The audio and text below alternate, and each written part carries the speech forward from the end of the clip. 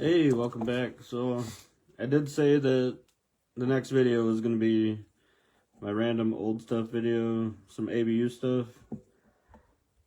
Starting with Arabian Nights, of course, and actually, oh, look at that. We already have like a miscut, somewhat, a little bit off-center, but that's so common for back then. Like, I know the misprint groups consider that to be a misprint, but I really don't, because it's just so minor. The major thing to look at for Arabian Nights is the colorless symbol, though. Like, I believe mine are all dark. The light ones are worth more. I don't know how you can tell, to be honest. I don't know if there's light and dark versions of the cards with no colorless symbols. That's a good question for the future. A little bit of research I can do. I feel like I'm not even talking loud enough. I feel like the kids upstairs are louder than me talking directly into the microphone. We have a bunch of camels, desert, very iconic card. Can't have Arabian Nights without the desert. See how dark that colorless symbol is? You almost can't even see it. You might not, unless I pull it all the way up to the camera, you might not be able to see it. It's just a cool card, and I mean, some of the stuff's been reprinted so much. See, that's what a dark one looks like on a white card. Original Poisonator. A lot of those. Lots of snakes. You know what? I bet you that's a light piety. That is. It's gotta be, right? Look at how much lighter that is. Huh. I have to look up the price on that one. Look at those. Those are light too. You see the difference? I have to look up what a light Waialaji wolf is because I got 3 of those. Anyway, they were all sold to me as dark versions because most of the stuff I buy, I get it through TCG Player. And listen to me when I tell you, the employees at TCG Player, God love them, they're terrible. They send me the wrong stuff all the time. They don't check very well. Like, I don't even buy light colored Arabian Nights on purpose because it's so much more expensive. But even then, I bought dark versions and I still got sent light versions. So, hey, it's better than doing it the other way around. The hell if I'm buying a light version and getting sent a dark version. Speaking of the dark, a couple of Angry Mobs, Apprentice Wizard, that's cool. I've just been sleeving up everything because, like I said in my last video, this stuff is so hard to find. I played in 94 and you couldn't find this stuff. Like, it was non-existent in 94. That's how short the print run was. But we also didn't have TCG Player and eBay and all that stuff. So whatever you had at your local game store is what you had. Festival was actually considered a playable card. Basically a fog, pre-attack fog. Ghost Ship, cool card. I see that played in quite a few like old school Magic videos. We used to play Goblin Caves back when goblins were cool. Let's be real, goblins were always cool. Living Armor. Marsh Gas must be like one of the most common commons. Like, I have like like, it always pops up. You always find Marsh Gases, you always find Marsh Vipers. This is one of my favorite cards from the dark. It's very niche. But this was actually a really expensive card back in the day. I remember seeing this in the card shop for like 20 bucks. I was always like, no, I love this card, but I can't buy it for 20 bucks. You can pick one of these up for like 25 cents now. It's crazy. It's wild. Anybody want to send me Merfolk Assassins? I'll give you my address. I love Merfolk Assassins. Morale's another one you just see a ton of. Like, you buy a pack, you get a Morale. I swear.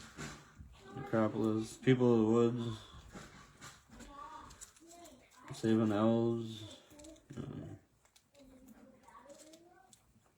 Skull of Orm. It's a little high to bring an enchantment back. I mean, if the mana cost was lower on this thing, This thing would be a staple, probably.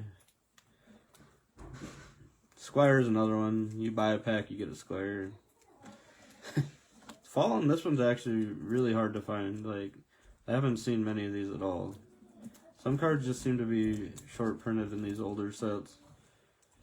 You just never see them. I always see water worms everywhere. Witch Hunter is another one you rarely see. Word of Binding. And After the Dark. Oh my gosh, I can't get my cards out here. We have some antiquity stuff. I've been trying to get just near mint antiquity stuff. These more beat up ones are ones that I'd already had lying around.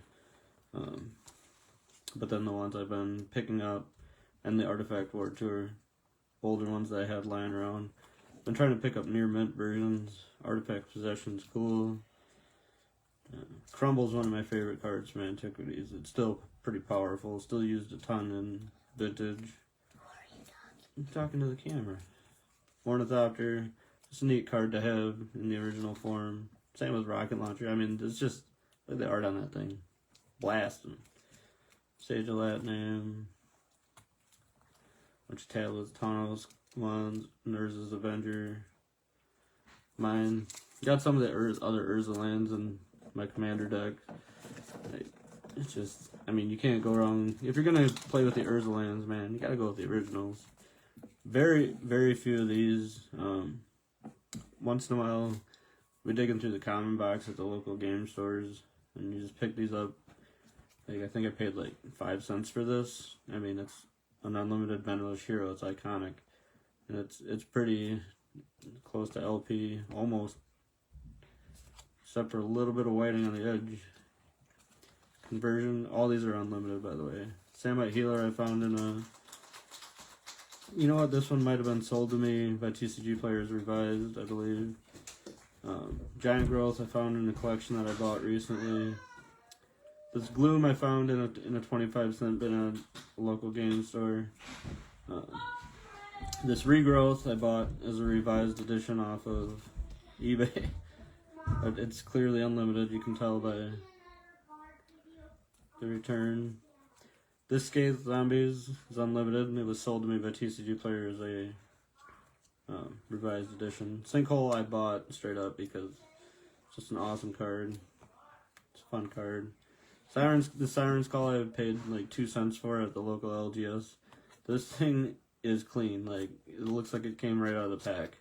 And it's like a $3-4 card. So whenever you're at your LGS digging through their common box, look for unlimited, because most people, I mean, and it's tough. Most people just can't tell the difference, right?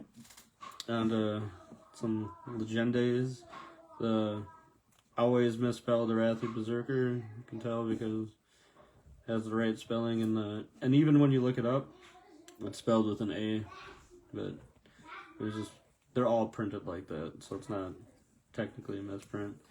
Amaru Kithkin, again, you buy a pack of Legends, you get an Amaru Kithkin. I do have some rares that I pulled out of packs that I bought when they were still under $100. Angelic Voices, here's another rare, Aisha Tanaka. I'll both mint because they came right out of the pack. Blight was one of my favorite cards. Used to play with it, that's why I have so many. My Chain Lightning is pack fresh. A lot of these I actually opened right out of the pack, so they're very, very clean. You're not gonna find Legends cards this clean. Dwarven Song. We got a flash counter. It's used a bit. Force Spike is definitely used. And these are, I think all 3 of these I actually opened. So clean. Frost Giant, it's a cool card. It's just iconic. Like, it's just fun to collect this stuff. There's another one, Giant Strength. I wouldn't consider it a misprint because I don't think I've ever seen one that's not printed like that. And of course you got Glyphs. I gotta grab another stack of, like I said, I opened quite a bit of Legends in the Dark back when they weren't super expensive. A couple Great Defenders, Great Wall, Greater Realm of Preservation. A lot of greatness. Houseworm. Holy Day. Jasmine. Gerard. This one is another one I opened. So I mean, this thing is absolutely pristine. I've thought about sending it off to grade a couple times. If you can tell, it's not perfectly centered, but I mean, it is fairly close. I think it's a little bit wider on the bottom and a little bit wider on the right hand side, but I mean, it's still going to come back with a really high grade, let's be real. All right, Kobold Drill Sergeants, getting harder and harder to come by. Still nobody can figure out why the hell they gave +0, +1 and trample. The combination of those two things just doesn't make any sense at all. Then there's your Taskmaster, giving him the +1/+0. This is the only one that was actually reprinted. I don't know why all the other ones are on the reserve list and that one's just not. Then you got these massive like 7 mana for a 7/4. Land's Edge, that's a rare. I opened that one in a pack too, so that one's somehow it got nicked. But yep, that's another one that I opened. Life Chisel, just the art was just so much darker and more evil back then. This dude is damn like a strong wind away from having his donger out. Pendelhaven, I bought this one I bought I think a Goodwill collection because this card was in there. This is a severe off center. Like, yeah, that Caracas is really, really close to being pristine. Here's another, like, this Presence of the Master is super off. It's still super clean.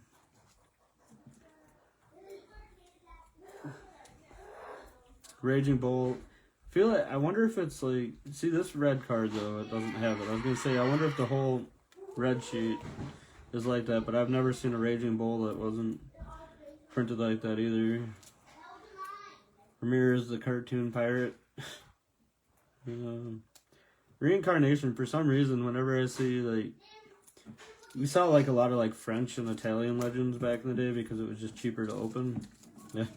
The funny thing about Reincarnation is I think it's still like, Reincarnation. It's like, to me, like, this one I always get confused. Even the English version looks like the Italian version. Except for the ink is not as dark. Sir Chandelar of the longest name. He's a 4/7. Sylvan Paradise. See, Siphon Soul's another one. I always remember that having an odd, like, off-centered name. Lady of the Mountain. Tobias of the High Mana Cost. Talaria, another useless land, but I opened this one too. I love the land cycle on this. See, this one's kind of like the Caracas. It's close. This one's quite a bit wider on the bottom, I'd say. This came out of the same pack too, so I'm wondering if they came off the same sheet. Yeah. Touch of the Darkness.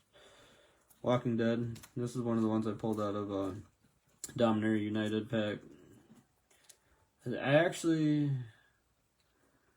I wish I would have taken a video of it, because nobody's going to believe me, because no video, no evidence, right? This Walking Dead came out of a Dominaria United box, white mana battery, that I actually had 2 Legends cards in it. 2 Legends in one box. And I really, really wish I would have videoed that opening. But I didn't, so it'll go unbelieved. Right. And then I've slowly started collecting full sets of all the reserve list sets. So I've just got a few Weatherlight cards started, and it's not one of those things that's like, I'm not like actively. If I was actively doing it, these sets would be getting filled a lot faster. It's just something that kind of more of a for these ones, it's more casual until I finish the ones that I'm currently working on. Yeah. But yeah, there's just looking at these old cards is just fun for me. Like, you just don't see them that often, unless you get like a. The list kind of revitalized it a little bit. You see stuff like, I think Magma Mine might be one that, a Funeral Charm for sure, is one that I've seen pop up in the list. It's just fun seeing these older cards come back. Necrotol, that guy was huge back in the day. He was in a lot of championship decks. You find a lot of gold bordered.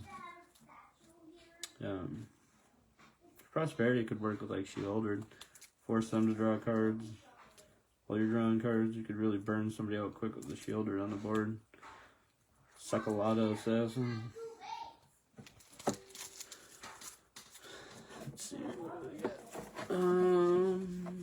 Yeah, see, like it's not a lot. I have actually more the old school stuff than I do the mid new school. Mirage. Even the like this stuff is just getting hard to find and not beat to hell condition. Like a couple Final Fortunes. I actually have a Final Fortune for sale because with this stuff I decided if it's not reserve list, I have more than one, it'll just go up for sale. Hammer Bogarden used to be really powerful back in the day. That card, I don't even think it'll see Fringe played nowadays. Some Stronghold. I used to buy a versioning every time I saw it on the shelf, and it went up for a while, and same with Grave Pact, and then they're just like, oh, you know, there's a card we haven't reprinted in a while. Let's just reprint the hell out of it. And I actually have a couple of these because that's in my commander deck. You know, just a powerful card. Like, talk about power creep. Like, imagine Grave Pact back before power creep. Like that. Like, some of these cards that they snuck in there that are considered powerful now were like superhero powerful back in the day just because they were. Tower of the Magistrate is still one of my favorite cards from. I should actually put that in my artifact deck. Wait, no, that doesn't work the way I think it does. Gain protection from themselves. Work it against other people's artifact decks. Anyway, it could still go in my artifact deck. Why not? I mean, it's mostly colorless stuff anyway, right? Biggest thing out of Tempest block is probably the Slivers. Slivers made their debut in Tempest. I don't have any Lotus Petals anymore, man. I used to have stacks and stacks of Lotus Petals. I found a pile of these Furnace of the Wrath in the LGS's like, penny bikes. I grabbed them all.